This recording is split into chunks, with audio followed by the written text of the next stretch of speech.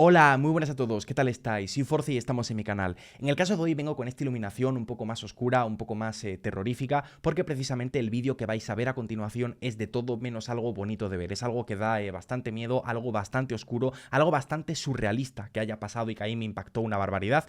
Y es que os voy a traer un extracto, un recorte de un directo que realicé ayer, en el que me pasasteis la historia del monstruo de Iztapalapa, un caso que yo personalmente desconocía totalmente, y en el que la verdad es que se nos aclara que si bien las historias paranormales, si bien las historias de fantasmas dan mucho miedo, siempre hay que tenerle mucho más miedo a los vivos que a los muertos. Os dejo con el vídeo. En cualquier parte del mundo se registran casos increíbles y a la vez inexplicables, donde sucesos extraños desencadenan una historia que queda guardada en los archivos policiales, y muchas veces presenciamos cosas que van más allá de nuestro propio entendimiento, haciéndonos razonar sobre las conductas del ser humano, que nos lleva a cometer actos de tal magnitud. ¿En qué momento se pierde la cordura, hermano, y hace que los humanos cometan actos despreciables y muchas veces monstruosos?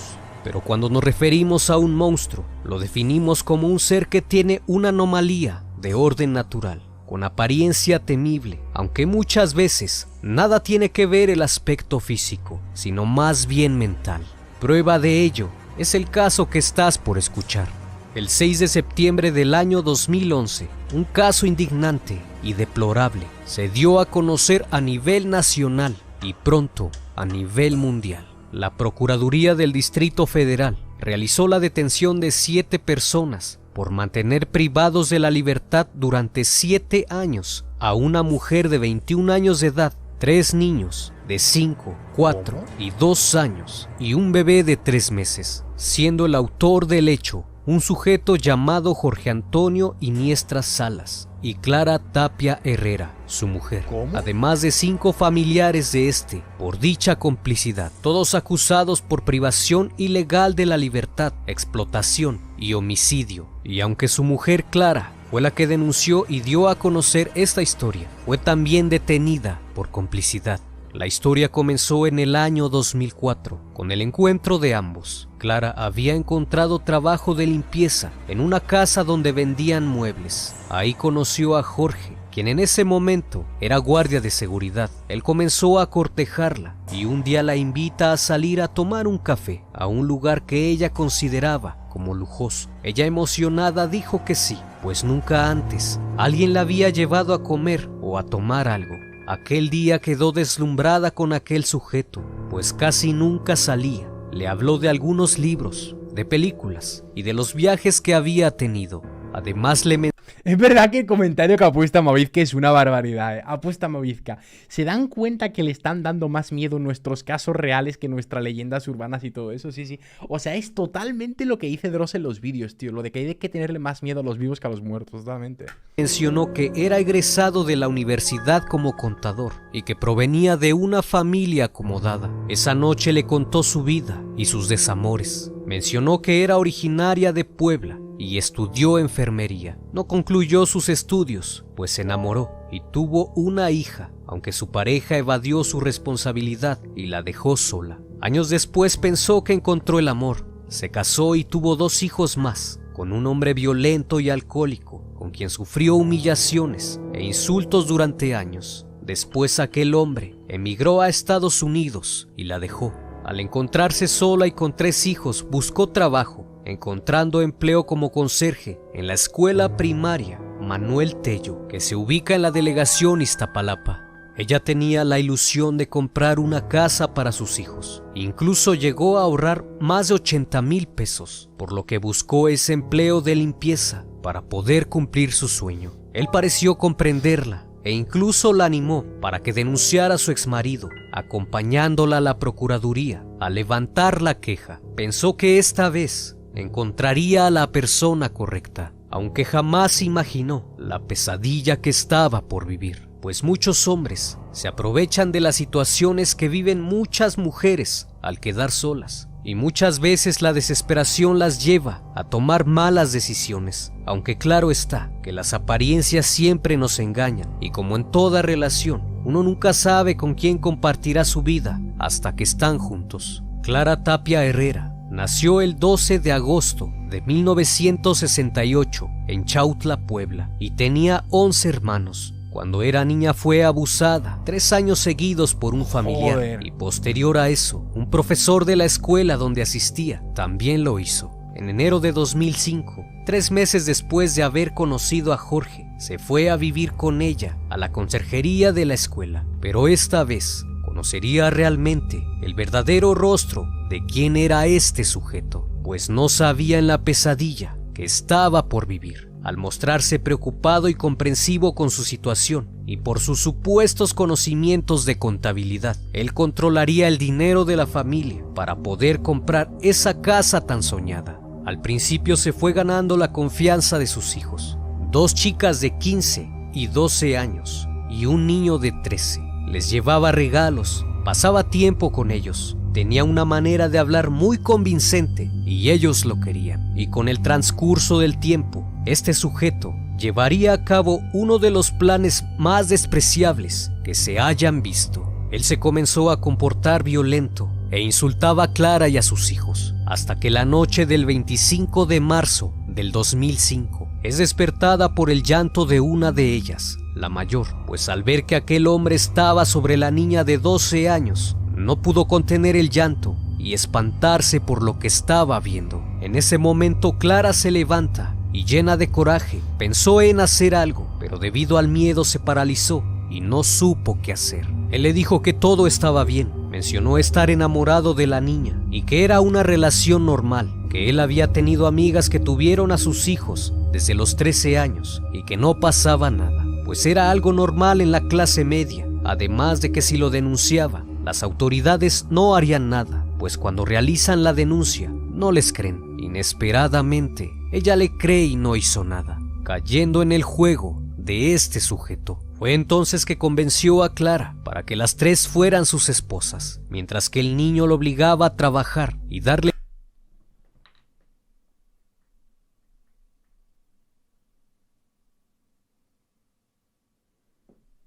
Esto es una puta locura,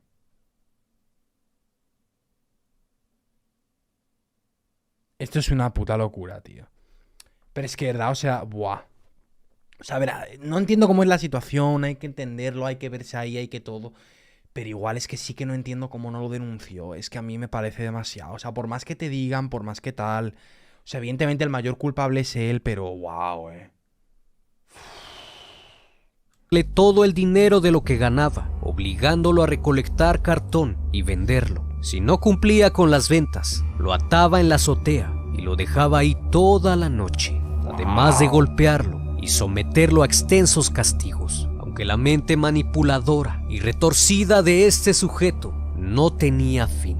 A solo unos meses después, en el año 2006, les prohibió salir del cuarto donde vivían, con el argumento de que procuraba su bienestar y no quería que nada malo les pasara. Quería mantenerlas lejos de las malas influencias, por lo que colocó tabiques en las ventanas y los cubrió con madera. A partir de ahí, no volverían a ver la luz del sol. Aunque la madre no estaba de acuerdo con eso, no le dijo nada. Muy en el fondo sabía que esa relación no era normal, aunque Jorge la había trabajado tanto mentalmente que en algún momento pensó que estaba bien, pero pudieron más las amenazas que su propia voluntad y libertad. En octubre de ese mismo año. Pero es que, o sea, Strawser, por más que él sea una influencia nefasta, malísima y terrible, igual es que no puede ser que no te des cuenta de estas situaciones, que no estamos hablando de cosas, o sea, cuando hay cosas que no son normales, pero bueno, vale, pero me refiero a encerrar a los niños en una habitación con tabiques y no dejarles ver la luz del sol y tener como esposa a una niña, o sea, estamos hablando de locuras. Locura tras locura tras locura. Esto tenía que haberlo denunciado, o sea, a ver, por más manipulada que estés, es que esto ya... Uf. Una de ellas da a luz a un niño, producto de la relación con este sujeto. Él amenazó a Clara que si decía algo, mataría a su hijo y se llevaría lejos a sus hijas. Esto se había convertido en una pesadilla y tiempo después le puso otra condición. Le dijo que si quería ver bien a sus hijas, tenía que darle todo el dinero que ganaba como conserje, que eran alrededor de 6,000 pesos mexicanos. Además de eso, como como el dinero no era suficiente, la obligó a vender cosas usadas en los tianguis de Iztapalapa. Ella no podía tocar ese dinero, por lo que se alimentaba de las sobras de comida que recogía de los botes de basura en los mercados ambulantes. En abril del 2007, otra de sus hijas dio a luz y solo así le permitió salir del cuarto. Pero este caso se vuelve aún más indignante cuando en junio del 2007 Clara y su hijo son obligados por Jorge a vivir en la azotea de la conserjería, quedándose él con sus 2 hijas en el cuarto, donde ocurrieron cosas aberrantes y desagradables que tuvieron que soportar sin poder hacer nada. Ella lo mantuvo económicamente hasta el año 2009 y con ese dinero se compró un taxi. Ahora eran esclavas de este sujeto. Incluso inventó un sistema de puntos que consistía en que Clara y su hijo tenían que juntar, haciendo lo que él les ordenara, a fin de juntar 100 puntos para poder ver a las niñas, Rebeca y Gabriela, quienes únicamente les permitía asomarse por la ventana para que las vieran. Y si desobedecían alguna indicación, perdían los puntos alcanzados. Ella tuvo que trabajar demasiado para poder solventarlos a todos. Además de sus labores como conserje y las cosas que vendía en el tianguis, consiguió un empleo por la noche de limpieza en un cine y los fines de semana se dedicaba a lavar ropa. El 18 de junio de 2009, Es que, verdad, yo este pavo, tío, yo estoy en contra de la pena de muerte en líneas generales, pero yo es que este pavo le hacía lo peor que se me ocurra, tío. O sea, la cosa más salvaje que se le puede hacer a un ser vivo, se la hacía a este pavo. Es que madre de Dios. El consentimiento de Clara, y tras temer que alguien de la escuela se diera cuenta de lo sucedido, pues el director y los maestros lo habían visto en reiteradas ocasiones, además de que se dieron cuenta de que las niñas ya no salían y que Clara y su hijo dormían en la azotea, por lo que se llevó a las niñas a una vivienda insalubre que pertenecía a la madre de este sujeto que tenía en la colonia Renovación, en esa misma delegación. Él no le permitía ver a sus hijas e iba cada mes a pedirle dinero a cambio de información sobre el estado de salud de ellas. Durante los siguientes 2 años no le permitió verlas, aunque ella le suplicaba que se las regresara, a lo que él le decía que ellas no querían verla. Fue entonces que en el año 2011 por fin tomó la decisión de denunciarlo, por lo que acudió con una de sus hermanas a varias instituciones, pero en algunas no le tomaron en serio, pues le cuestionaron por qué no hizo nada desde el principio, además de que la calificaron de mala madre. Aproximadamente. Oye, esto es una vergüenza, ¿eh? O sea, yo estoy de acuerdo en que de verdad que, aunque entiendo que el mayor loco es el monstruo este, que el peor, que el que se merece todo lo malo es el monstruo este, yo estoy de acuerdo en que ella en su momento tenía que haberlo denunciado ya. Pero ahora bien, sea el momento en el que sea, en cuanto va a denunciarlo, esto no puede pasar. Esto es una vergüenza, ¿eh? Esto es una vergüenza. Esto es una vergüenza. O sea, no puede pasar que le diga eso a la policía. No puede pasar, tío. Eso es una vergüenza, ¿eh? Esto es una vergüenza. Esto duró 3 meses. Hartas de ser ignoradas por las autoridades, Clara y su hermana tomaron papel y lápiz. 3 meses, ¿qué dices? 3 meses yendo a las autoridades. Es una vergüenza esto. Es que toda, o sea... Es que... Tío, todas las autoridades, todos los policías a los que ella fue a contar la situación y no le hicieron caso, deberían de estar ahora mismo en la cárcel. Deberían de estar ahora mismo en la cárcel. Todos, ¿eh? Todos y cada uno de ellos. Absolutamente todos en la cárcel, en prisión, 100%. Es que es una locura, ¿eh? Es que es una locura. Todos en la cárcel, todos. Lápiz y en 22 hojas describieron 7 años de violencia que vivió al lado de este sujeto. Lo hizo con mucho detalle para que quien lo leyera se percatara de la gravedad del asunto. El 1 de julio de 2011, Clara acudió a la Coordinación Territorial de Iztapalapa, donde al fin le toman su denuncia y quedan asentados los hechos, luego de recorrer más de 8 instituciones donde fue rechazada. El día 6 de septiembre de 2011, la Procuraduría llama a Clara para que se presentara a reconocer a las personas detenidas por su denuncia. Parecía que esta historia al fin tendría un final para Clara. Cuando ella se presentó, se percató de que muchos camarógrafos se encontraban en el lugar y había demasiada gente. Una mujer se acercó a ella y le dijo que la acompañara, que solo le harían un examen médico. Minutos después, la sentaron junto a Jorge y a sus supuestos cómplices, quienes eran sus familiares. Ahora pasaba de víctima a cómplice del caso por encubrimiento. Pero aún no termina todo, pues en ese momento, tras la confesión del sujeto, se enteró que su hija menor y su nieta de 3 meses habían sido privadas de la vida por Jorge en el año 2009. Ahora era presentado ante los medios de comunicación como el monstruo de Iztapalapa. No se me ocurren, o sea, no tengo la suficiente creatividad para desarrollar todas las cosas que le haría este hombre. Mi cabeza no tiene la suficiente creatividad para inventar la cantidad de cosas que le haría, tío.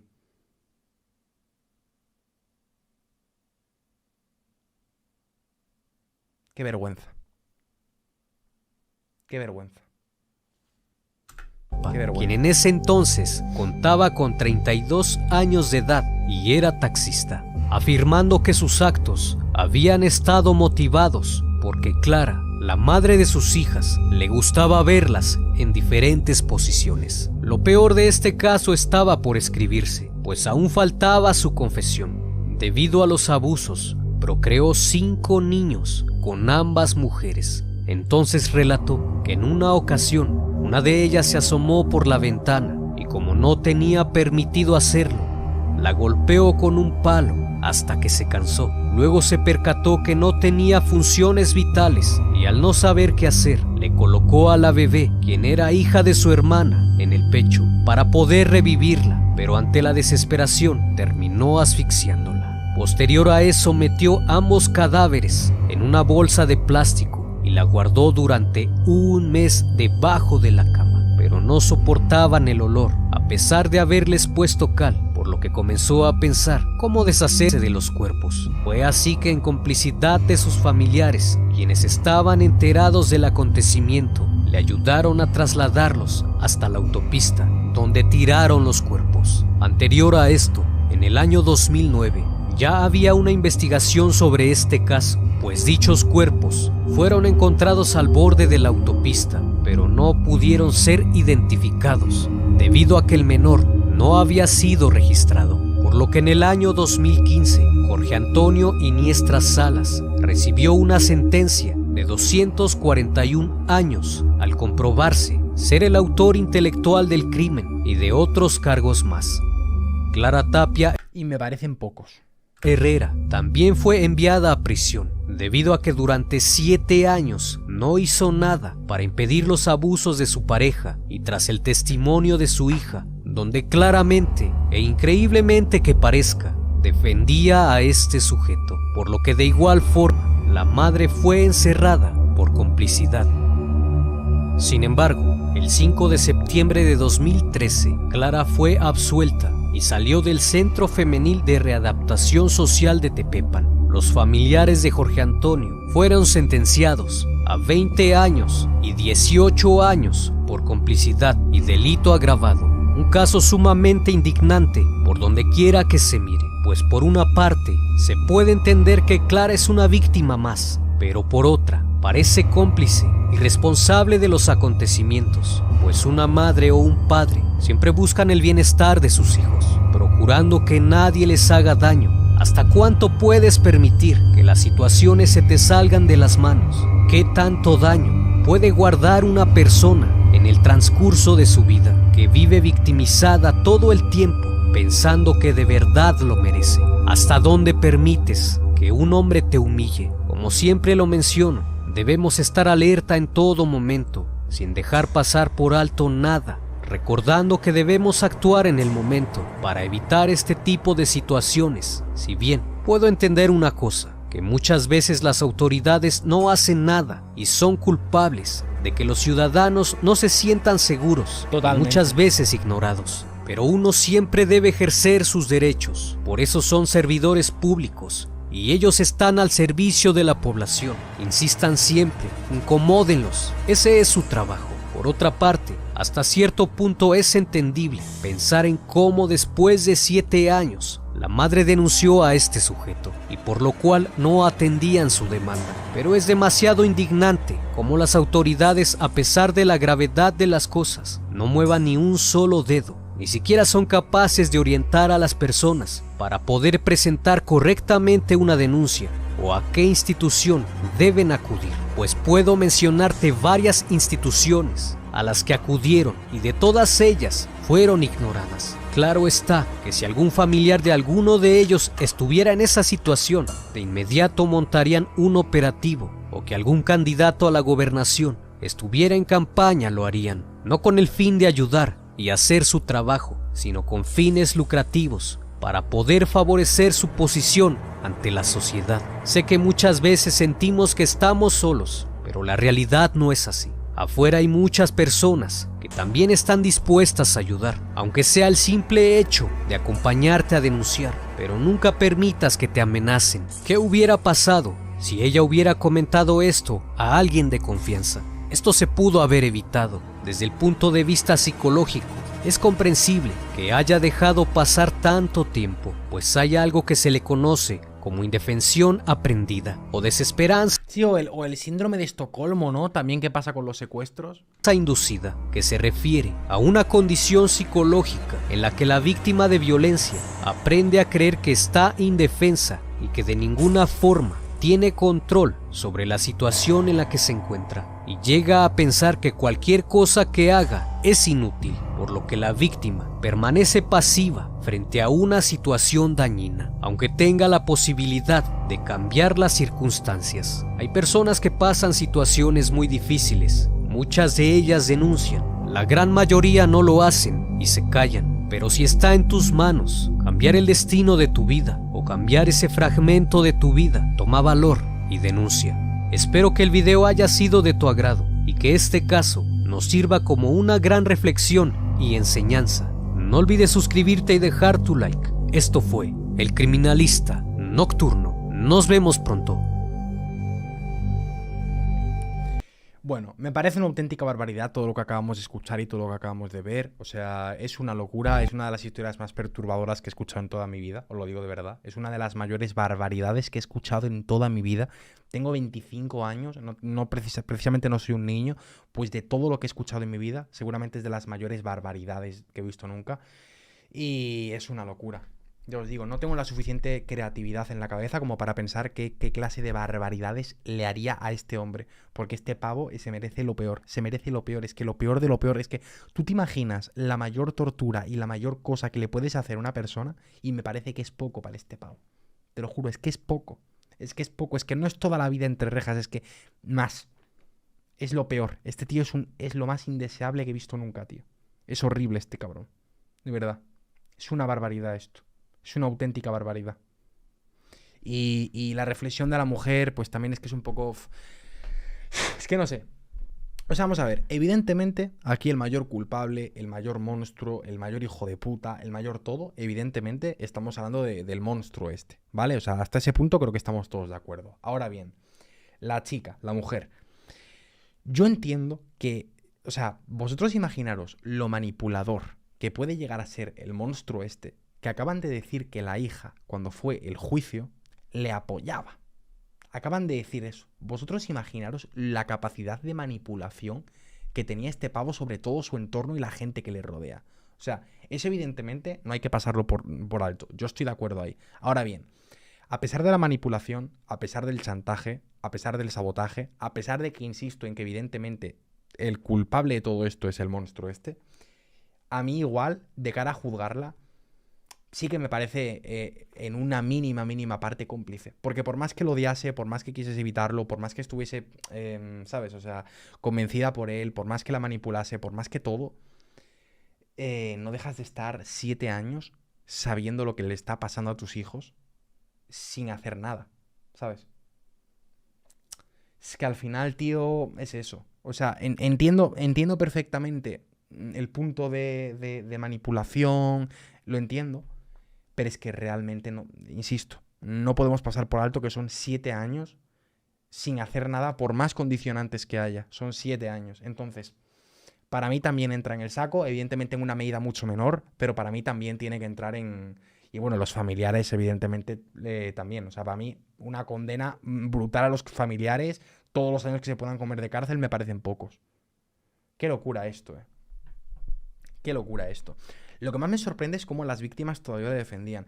A ver, eso hay muchos estudios igual, hay muchos estudios criminales y estudios de psicología y cosas así que como que hablan sobre estos temas, ¿sabes? O sea, es como el síndrome de Estocolmo que pasa muchas veces con la gente que se encuentra secuestrada y tal. O sea, es algo que, ¿sabes? Me refiero, es algo que pasa, es algo que la psicología humana para estas cosas es muy complicada de entender y muchas veces pues se llega a puntos así. Y os lo digo yo que no soy psicólogo, o sea, yo lo digo por cosas que he leído, pero estoy seguro de que si hubiese aquí un psicólogo o un psiquiatra, os podría decir un millón de cosas que fliparíais sobre cómo funciona la mente de un humano, ¿sabes?